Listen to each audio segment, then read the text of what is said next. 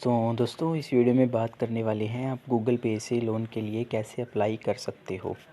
आपको पता होगा कि गूगल पे में भी ऑप्शन मिलता है हमें लोन्स का, और कुछ लोगों को पता नहीं रहता है कि कैसे उसको अप्लाई कर सकते हो। तो इसके लिए आपको गूगल पे में आना है। ये गूगल पे का इंटरफेस है।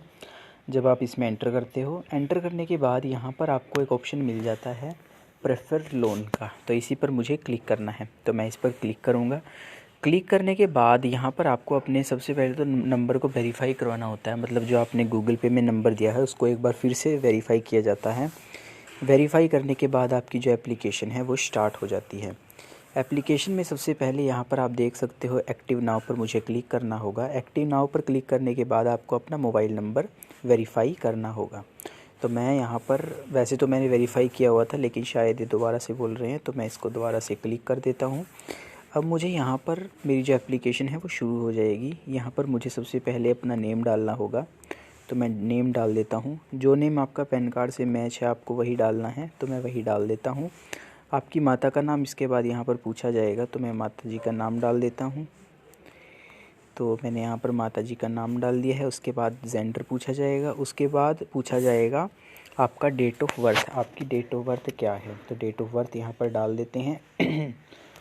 सेम डेट ऑफ बर्थ डालनी है जो आपकी पैन कार्ड में दी होगी। तो पैन कार्ड से मैच की हुई डेट ऑफ बर्थ मैं यहाँ पर डाल देता हूँ।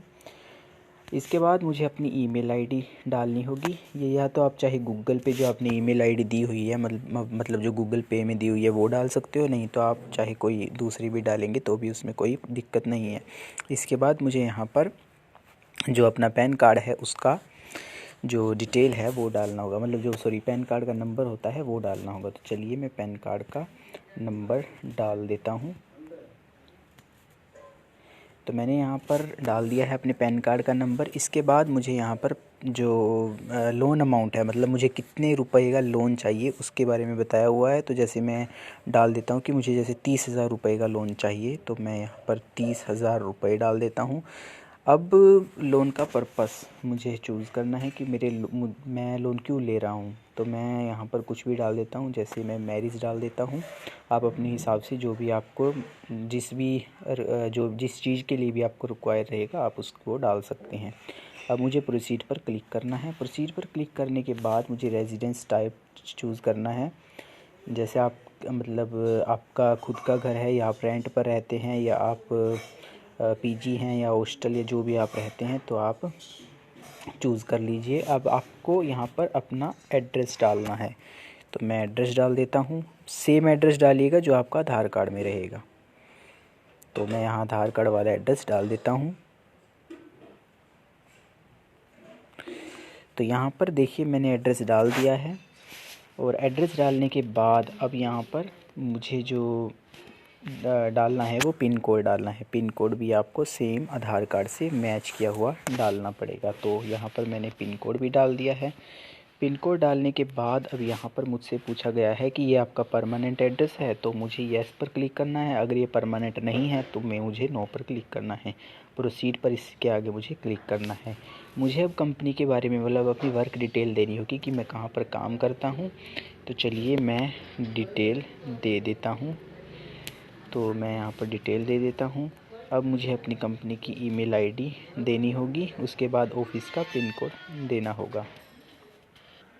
तो यहाँ पर मैं अपने ऑफ़िस का पिन भी दे देता हूँ, और मैं कब से ऑफ़िस में जो पिन कोड है वो दे देता हूँ। अब मैं कब से ऑफ़िस, जो ये मतलब कंपनी में या जहाँ पर भी आप काम कर रहे हैं वो कब से कर रहे हैं वो बताना होगा। तो जैसे मैं यहाँ पर 1 साल चूज़ कर लेता हूँ और उसके बाद मंथ में चूज़ कर लेता हूँ। इसके बाद मुझे इनके जो टर्म्स एंड कंडीशन है उस पर क्लिक करना होगा। तो अब मैं प्रोसीड पर क्लिक कर देता हूँ। प्रोसीड पर क्लिक करने के बाद यहाँ पर आपको थोड़ा सा वेट करना होगा। वेट करने के बाद यहाँ पर आपको आगे का जो आपकी एप्लीकेशन है वो बता दी जाएगी। तो मेरी जो एप्लीकेशन है उसको आगे कंटिन्यू करने के लिए यहाँ पर मुझे जो वन टाइम पासवर्ड है वो सेंड किया जाएगा। तो मैं यहाँ पर इनको पासवर्ड दे देता हूँ। ये सिविल की तरफ से किया जाएगा क्योंकि मेरा सिविल स्कोर यहाँ पर चेक किया जाएगा। तो मैं इस पर वेरीफाई पर क्लिक कर देता हूँ।